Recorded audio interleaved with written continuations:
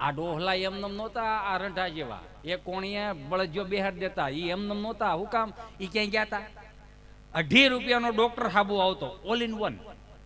માથું ધોવાની, શરીર ધોવાનું, કપડાં ધોવાનું. હવે કોને કહું થઈ આમાં? મેં મારી જિંદગીમાં પહેલી વખત ડવ સાબુ એ નાયો. હું એસટી બસમાં જ્યારે પ્રોગ્રામ કરતો ને તે આમ હોટલોમાં ક્યાંક ઉતરા હોય ને, 250 રૂપિયા ખાલી નાવા ધોવાના, ઓલો દઈ જાય આવડો ડવ. હો આવડો ભેના ઓલા ટીકડા ન હોય એવડું. એકવાર આમાં કરો લહેરી થાય. હવે એ એટલાથી નાયો ને 3 ડોલ પાણી ઢોળ્યું તો મેં કીધું મારું દીકરું શીકણું હજી કાં રે. પણ મૂળ હાબુ એવું. 2.5 રૂપિયાના હાબુમાં આપણી માવડીઓ આપણને 25 વર્ષના કરી દીધા. આમાં કોઈને ખહ થઈ નહીં. ખાલી ઓલો તમને કહું, પતરાનો ડબ્બો આવતો, શાલીમાર કોપરેલ તેલ, પીળા કલરની નાળિયેરી દોરી હોય, 3-4 ત્રોફા હેઠા પીડ્યા હોય. એ વીણવાવાળું કોઈ ન હોય એટલે અહીંયા સોંટાડી દીધા હોય. આપણાથી ડબ્બો ખુલે નહીં. બા પાસે બા ડબ્બો નથી ખુલતો. બા એમ કે લાય ઓલો મોટો દાંતિયો લઈ લે. દાંતિયો લઈ, એનો મોટો દાંતો કરીને ખોલવાનું. થીજી ગયેલું પીડ્યું હોય. તેની ઋતુમાં અલગ અલગ. શાળામાં અમે તમે તેને આંગળા નાખીને આમ ઢેફું લેવાનું, આમ કરવાનું, પછી આમ માથામાં નાખવાનું. ખાસા ખુશીમાં રહી જાય તો એને અમારે આમ શરીરે સોંપડી દેતા. અમારું બોડી લોશન એ જ હતું.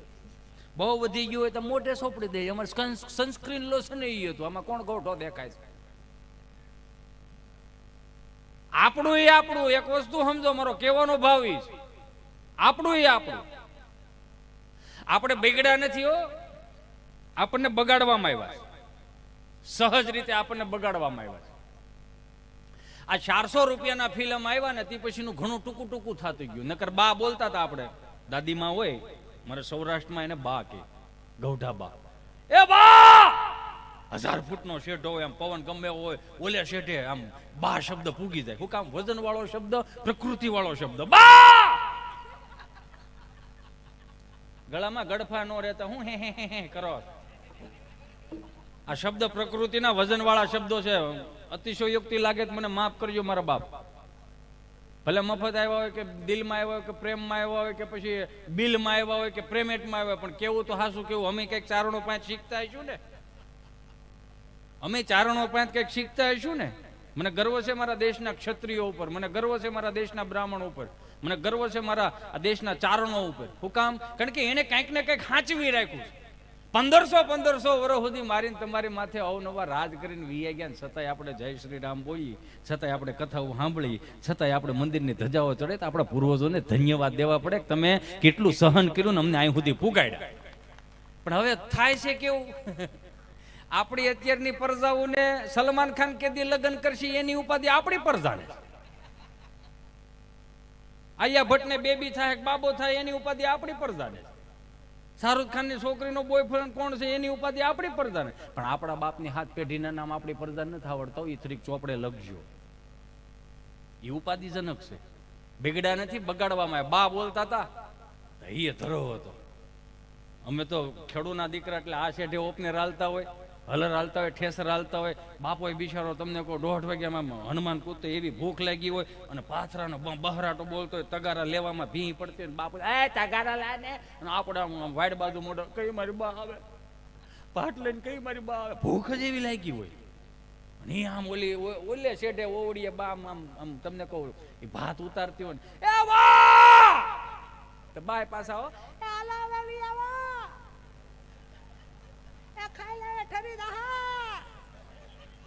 ઊંડેથી બોલે. હે કારણ કે બાનો અવાજ આપણી જેવો ન હોય. પછી આવે બાપુજી. બાપુજી એટલે બા જેને પૂજે છે ઈ બાપુજી.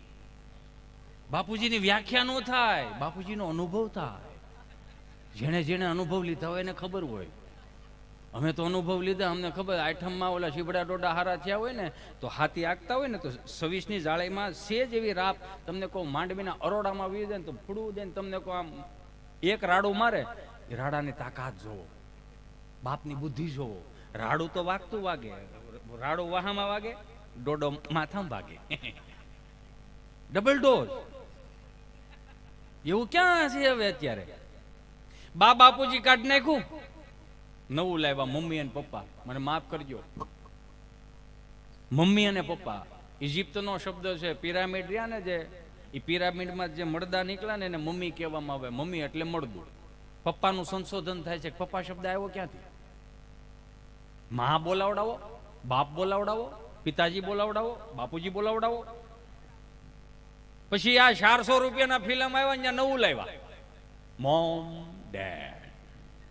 400 રૂપિયાનું ફિલ્મ જોયું એને વાંધો ને, 400 રૂપિયાની ફિલ્મ જોવે. 550 રૂપિયાનું તમને કહો ધાણીનો ડબ્બો આવે, ભેને ખાણ દેતા હોય એવું. હો, ભેને ખાણ દે ને 550 રૂપિયા ધાણીનો ડબ્બો. એટલે 250 મણ મકાઈ મળે. પડે પડે ને ઓસરીમ ઘા કરો, ફળિયામ ઘા કરો, ધાબે ઘા કરો, મણ મકાઈ ખૂટે જ નહીં.